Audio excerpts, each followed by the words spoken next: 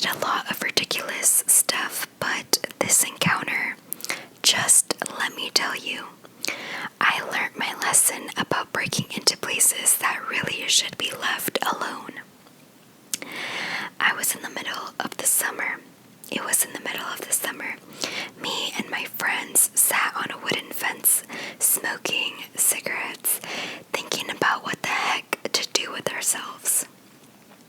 One of my friends suggested an abandoned hospital up the road from my house. We were unsure at first, as we'd heard a lot of stories from people who had previously went years ago before it was boarded up again. After much discussion, we went. It was boarded up with wood nailed to the windows. The doors were sealed shut, so there was no way we could have gotten in that way. We were going to walk away and just go home, but luckily, I remembered I had something at home that I could get the boards off with. As we climbed through the window, we finally got in.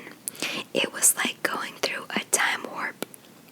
The place wasn't heavily damaged, and the interior looked like it was from the 70s or the 60s. There was still stale, bloody towels there too. It was eerie as heck. Anyways, we fooled around and freaked each other out for a few hours until we had to go.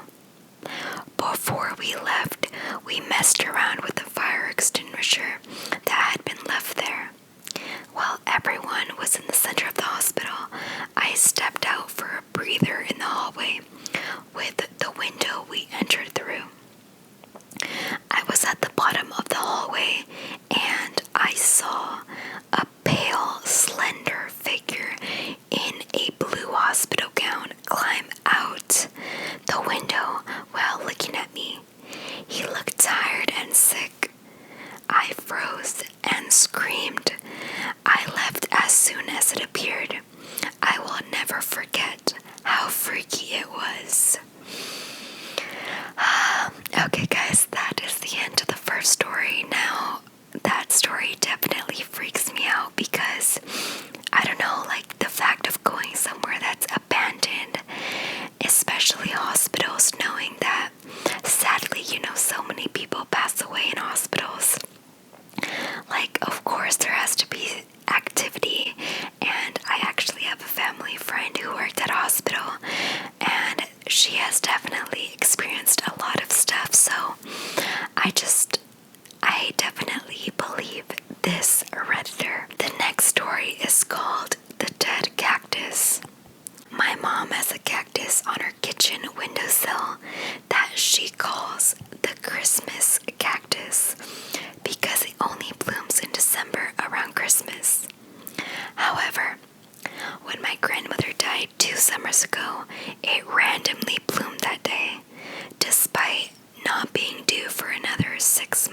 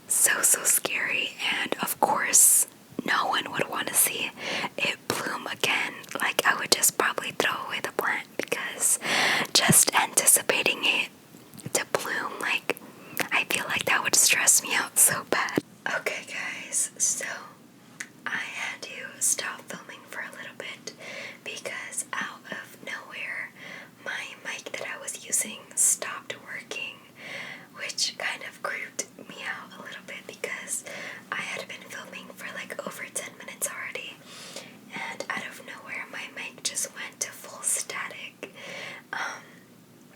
And I have my laptop next to me where I record the audio, and I can see if I'm talking a little bit too loud or too low, and I realized that I wasn't talking and it was just going like crazy, like if I was yelling into the mic. So I stopped recording and paused the audio, and it was just pure static, like repetitively. It didn't stop. I tried moving the cable around, disconnecting it, connecting it again, and it just did not work. So I just went ahead and connected my Blue Yeti, and hopefully there's no more technical difficulties, but I just wanted you guys to know that that's why I switched and I don't have my little mic. But that definitely freaked me out, and I hope that has nothing to do with anything paranormal. Let's just hope that it was a technical issue. Okay, so now I'm gonna go ahead and share the next story. So this one is called My Wholesome Ghost Story. So this happened to me back in 2017 when I was just about to turn 18. For a bit of context that will be important, I seem to have this same problem that a lot of men have, where I can't find something sometimes even when it's right in front of me. This deeply annoyed my mom, and any time that I would ask her to help me find something and it would be in plain sight, she would pick it up and throw it at me. Not hard, just playfully, and roll her eyes really hard. Back to the day in question. My mom had just been pulled off of life support after being pronounced legally brain dead. The choice was up to me, and I knew that she wouldn't want to let a life like that. So on the evening of the day, I had told the doctors to pull the plug. My uncle, who had come from another state to help me get affairs in order, had made scalloped potatoes for dinner. After we had finished eating, I went into the kitchen to put away the leftovers. I put the casserole dish they were made in on the stove and walked to the pantry to grab the saran wrap. I looked for a minute or two and could not find it.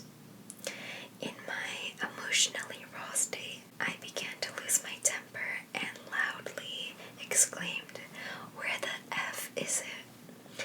After a moment or two, I saw a swift blur of movement above my head as the saran wrap flew off of the second to top shelf and hit me right in the face, but not very hard. It took me a moment to process what had happened. I stood there in complete shock, and then I kind of broke down. In the middle of the kitchen, I had tried to think of anything it could have been, trying to convince myself it couldn't have been her, but I have come up empty-handed.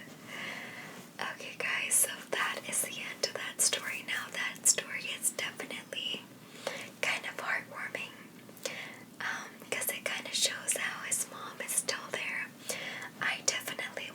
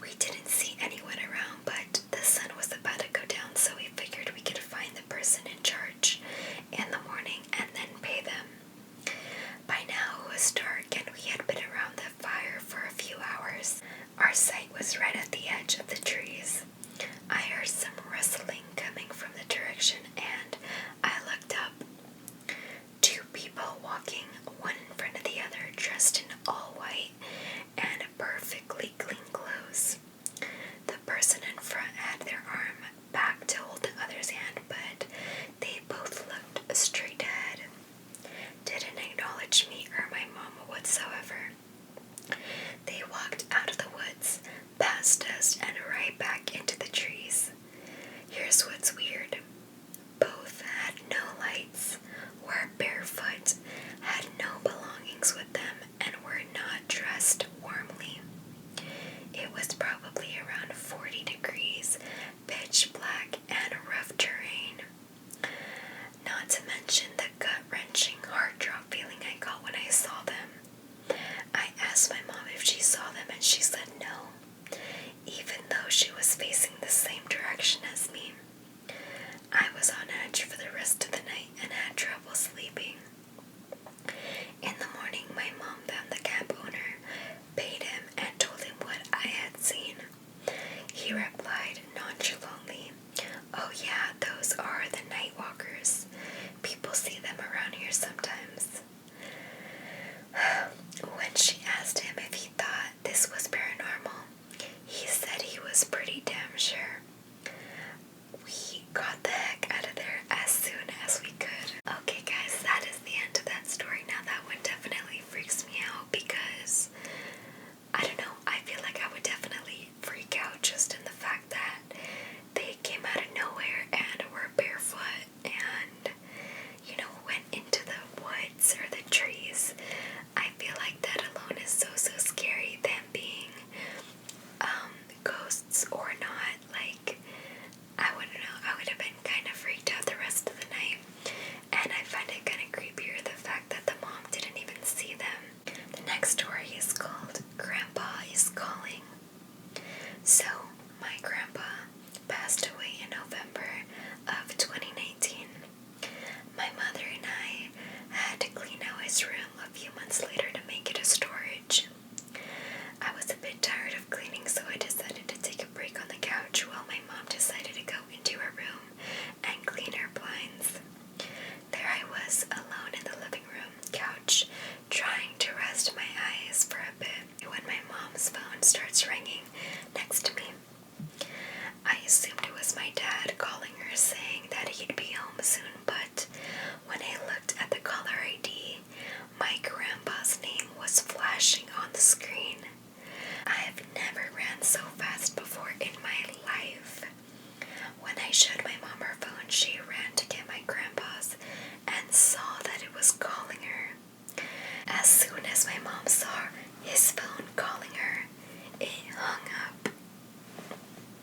I feel like that story is definitely creepy, but in some way kind of nice.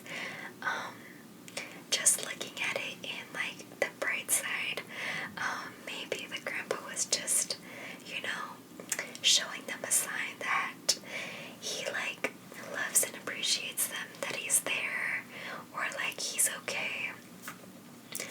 That one's not so much terrifying, but definitely wow, that really just happened. This next story is called The Painting in My Dad's House. So this happened when I was a kid. I have 6 siblings and we are all around the same age. All children at the time. In my dad's old house there was an obviously fake Mona Lisa painting which my dad picked up from a thrift store, hung up along the stairway, facing directly onto the top floor where all of our bedrooms were. One thing all me and my siblings could agree on was this painting spooked the crap out of us. We wouldn't even go downstairs for a glass of water because it felt like it was watching us, though our parents thought we were just being scared kids. Eventually, due to worn around the painting, my dad eventually took it down and left it in a shed which had no door on it. We were very, very poor back then. Nobody really went into the shed as it was mainly used to store tools, Christmas decorations, etc. When my dad went back in around 6 months later, presumably water vapor or something had hit this painting and underneath the layer of paint for the Mona Lisa, there was a very clear painting of demons,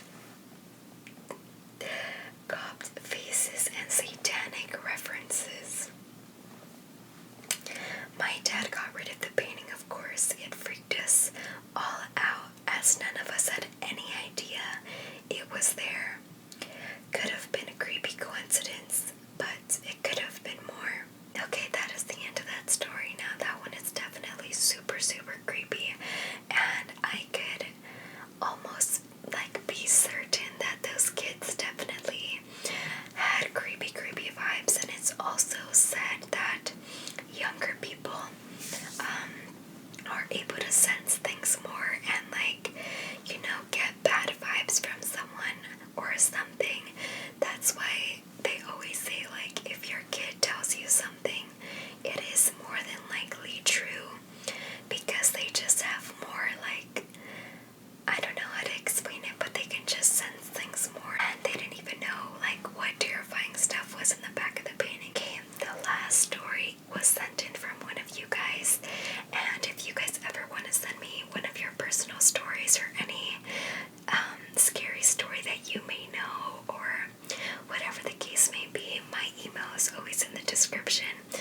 feel free to email me your stories, and I would love to share them with all of you.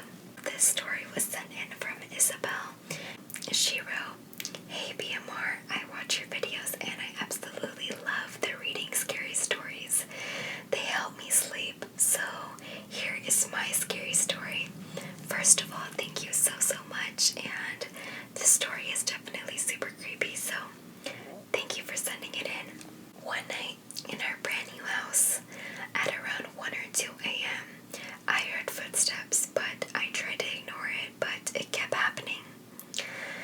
I texted my siblings, 'Can anyone hear footsteps?' and they didn't answer. I was scared, so I went to look, and I had a sandal in my hand. When I got out, my kitchen light and dining room light were both turned on. So was the basement light. I quickly ran back to my room when I heard something. It was my cat, thank God, but the back door was open. To this day, I want to know what or who was in my house." This story definitely freaks me out, because I'm not specifically sure if this is how everyone is, but I'm pretty sure it is. Whenever me and my family go to sleep, we always make sure that all of the lights are turned off, all of the doors are locked, which I'm sure like everyone does. So the fact that you heard footsteps, and when you go outside, everything that you usually do is like turned on, the door is open, freaks me out so bad, because I feel like I wouldn't even be able to sleep in peace, because like I would be so confused